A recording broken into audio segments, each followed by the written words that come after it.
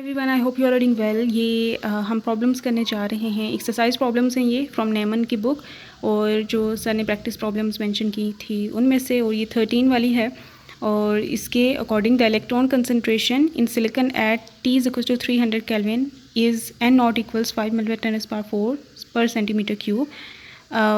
We need to determine in part A P not की value find out करनी है। और इज़ दिस P टाइप और N type material, तो ये भी हमने जस्ट आंसर करना है कि whether the given material is P type और N type.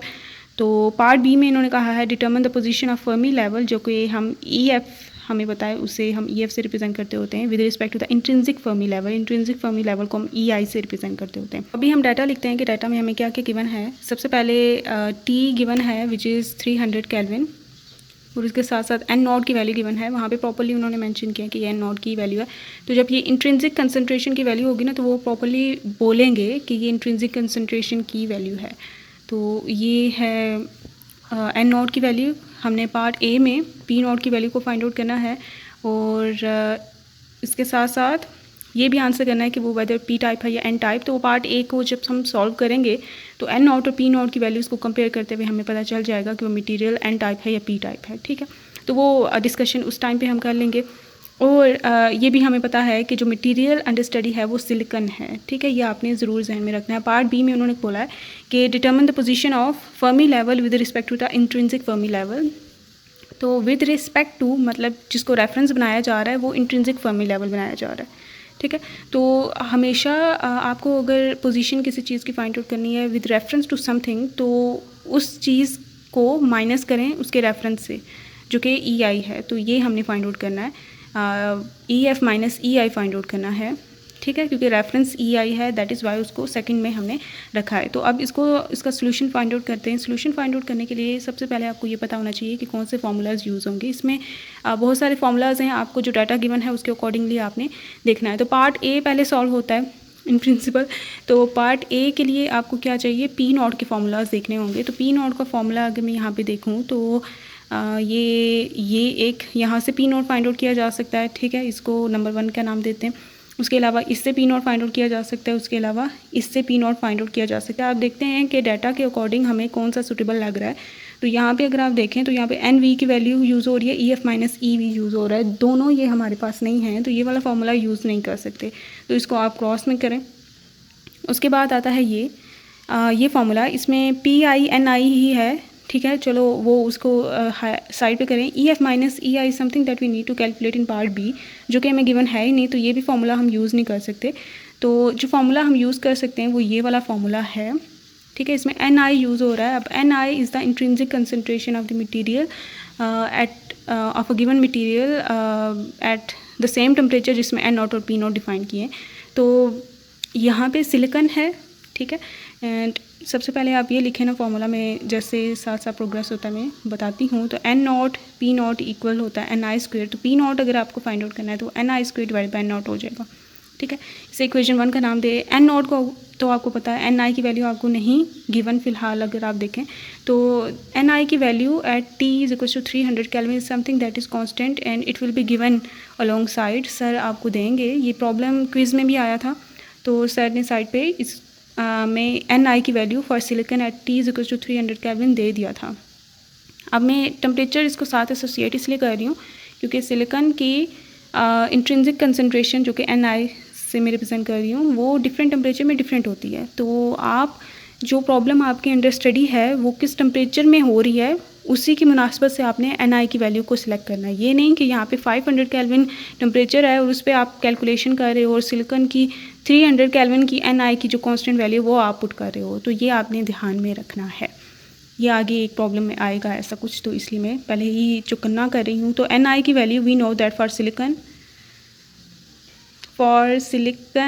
Eight T is equals to 300 Kelvin is NI equals, मैं यहाँ पे इसकी वैल्यू लिखती हूँ अभी 1.5 ml × 10⁻10 पर सेंटीमीटर क्यूब। मैं ये साथ टेबल दे दूँगी जिसमें दो मटेरियल्स की भी 300 Kelvin पे ये वैल्यू गिवन है। तो ये एक कांस्टेंट वैल्यू है, you don't need to worry about it, ये आपको गिवन होगी।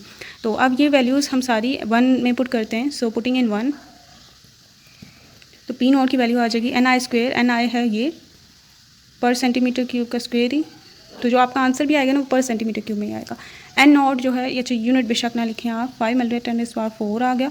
तो इन दोनों को डिवाइड करते हैं और देखते हैं कि पी नॉट की वैल्यू क्या आती है। तो ये हम देख सकते हैं 4.5 × 10⁻15 पर सेंटीमीटर क्यूब, ये इसकी कंसंट्रेशन आ चुकी है होल्स की। और ये पार्ट ए का हमने ये तो देख लिया। आप देखते हैं कि ये मटेरियल पी टाइप है या एन टाइप। तो we saw that N not की वैल्यू क्या थी, 5 × 10⁻4, और जबकि पी नॉट की क्या आई है 4.5 × 10⁻15, that is greater than N not. P not is greater than N not. P not की वैल्यू ग्रेटर है एन नॉट से, so the given material is P type, क्योंकि होल कंसंट्रेशन इसमें ज़्यादा है। तो अगर वो इंट्रिंसिक होता तो दोनों कंसंट्रेशन एक दूसरे के इक्वल होती। अगर वो पी टाइप है तो पी नॉट की वैल्यू ग्रेटर होती है, और अगर वो एन टाइप है तो एन नॉट की वैल्यू ग्रेटर होती है। तो यहाँ पे क्योंकि पी नॉट की वैल्यू एन नॉट से ग्रेटर है, that is why the material is P type material.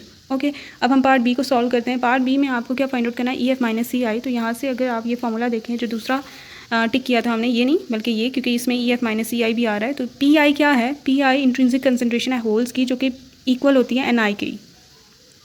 P not आपको पता है, एन आई भी आपको पता है, टी भी पता है, जिसमें आपने ये चीज़ें फाइंड आउट करनी है। तो ई एफ माइनस सी आई आप बहुत इजीली कैलकुलेट कर सकते हैं यूजिंग दिस फार्मूला। तो मैं इस फार्मूला को अभी कोड करने जा रही हूँ। We know that P not equals P I E to the power minus E F minus E I divided by K T. ठीक हो गया। अब हमें ई एफ माइनस ई आई चाहिए, तो ये पावर से हमें इसे एक्सट्रैक्ट करना होगा। तो पी आई को इधर डिवाइड करते हैं, यहाँ पे आ जाएगा ये। अब दोनों तरफ हम क्या लेंगे, नेचुरल लॉग। तो नेचुरल लॉग लेंगे इसका, और दोनों तरफ नेचुरल लॉग लेते हैं। और ये natural log of P not divided by P I equals, अच्छा पी आई की जगह आप बेशक एन आई भी लिख लें, E I divided by K T. और ये natural log of P not divided by N I में लिखने वाली हूँ, क्योंकि since P I equals N I. ठीक है, या ये मे भी आपको इसी फॉर्म में ही फार्मूला गिवन हो, तो आप ये पावर शुरू में आ जाएगी minus E F minus E I divided by K T. शुरू में आ गया, नेचुरल लॉग ऑफ ई साथ ही रह गया, इसकी पावर शुरू में आ गई। नेचुरल लॉग ऑफ ई 1 ही होता है, नेगेटिव को हम अंदर मल्टीप्लाई कर देते हैं, तो ये हो जाएगा माइनस ई एफ। अच्छा, ई एफ माइनस ई आई ही कैलकुलेट करना था ना हमने, तो ये माइनस को अंदर मल्टीप्लाई नहीं करते, ऐसे ही रहने देते हैं। ठीक है, नेचुरल लॉग ऑफ ई 1 होता है। अब ई F minus E I calculate करना, ये चीज़ें उधर ले जाते हैं एक्स्ट्रा। तो ये के टी नेगेटिव साइन के साथ इधर P not divided by N I equals E F minus E I. तो इसमें अभी हम वैल्यूज़ को पुट करते हैं। तो ई एफ माइनस ई आई माइनस के जो है वो 1.38 × 10⁻⁻23 हम पुट कर रहे हैं। इसके यूनिट होते हैं जॉल पर केल्विन। तो जो आपका आंसर आएगा ना वो जॉल में आएगा, उसको आपने इलेक्ट्रॉन वोल्ट में बाद में कन्वर्ट करना है। टेम्परेचर है 300 केल्विन। वो natural log of P not है ये 4.5 × 10⁻15। ठीक है, डिवाइडेड बाय एन आई क्या है, एन आई ये है, एन नॉट नहीं पुट कर देना, एन आई पुट करना है, ये है वो एन आई। तो एन आई है 1.5 × 10⁻10। ठीक है, तो इसको कैलकुलेट करते हैं और देखते हैं कि आंसर क्या आता है। तो ये इसका आंसर आ चुका है, और वो नेगेटिव आया -5.22 × 10⁻20 जॉल आया है ई एफ माइनस ई आई। ठीक है, और हाँ, इसे इलेक्ट्रॉन वोल्ट में कन्वर्ट करना है। इसे मैं डिवाइड करने जा रही हूँ 1.602। ये मैंने चार्ज ऑन इलेक्ट्रॉन से डिवाइड किया है, तो ये इसका आंसर आ चुका है 0.32 नेगेटिव साइन के साथ इलेक्ट्रॉन वोल्ट में। तो ई एफ माइनस ई आई हमारे पास आ चुका है -0.32 इलेक्ट्रॉन वोल्ट। और क्योंकि फर्मी लेवल ग्रेटर वैल्यू जब माइनस होती है स्मॉलर वैल्यू से, तब पॉजिटिव क्वांटिटी आती है, और अगर स्मॉलर वैल्यू माइनस हो रही हो ग्रेटर वैल्यू से तो नेगेटिव वैल्यू आती है। तो ये इट मीन्स जो फर्मी लेवल है था, इंट्रिंसिक फर्मी लेवल, वो अप लाई कर रहा है, और ई एफ जो है वो डाउन लाई कर रहा है। दैट इज़ वाई जब शॉर्टर वैल्यू को माइनस किया ग्रेटर वैल्यू से तो नेगेटिव वैल्यू आई। और जो पी टाइप मटीरियल्स होते हैं ना, पी टाइप मटीरियल्स, उनमें जो होल कंसनट्रेशन है, थ्योरी में भी देखा था कि क्योंकि पी टाइप है ना, होल कंसंट्रेशन रिच है, और होल कंसंट्रेशन रिच होती है वैलेंस बैंड में, तो वैलेंस बैंड की एनर्जी होती है कम। दैट इज़ वाई जो फर्मी लेवल है वो शिफ्ट हुआ है down side with respect to the intrinsic level. तो ये मतलब इस चीज़ की भी निशानदेही है कि जो गिवन मटेरियल है वो पी टाइप है। सो ये प्रॉब्लम इस तरह से सॉल्व हो जाता है।